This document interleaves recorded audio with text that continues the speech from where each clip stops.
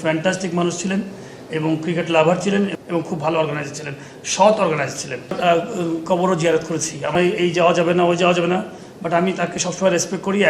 যে বাবা মার যে জায়গাটা, সেই জায়গার অবস্থান থেকে উনি কোনোদিনই খেলাধুলার জায়গাতে কোনো ধরনের অ্যাডভান্টেজ নেন না।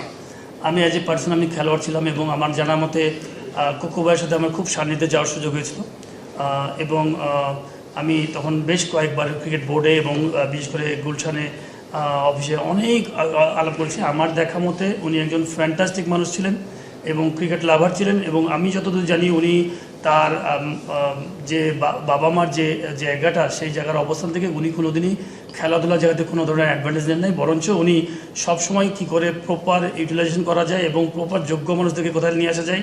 আপনি যদি দেখেন যে বাংলাদেশ ক্রিকেট বোর্ডের ডেভেলপমেন্টে যে জায়গাটা ছিল, আপনি খেলা ছিল কিনা এইচপি, আমার কাছে মনে হয় যে ওনার একটা বিশাল একটা প্ল্যান ছিল, ফিউচার প্ল্যান।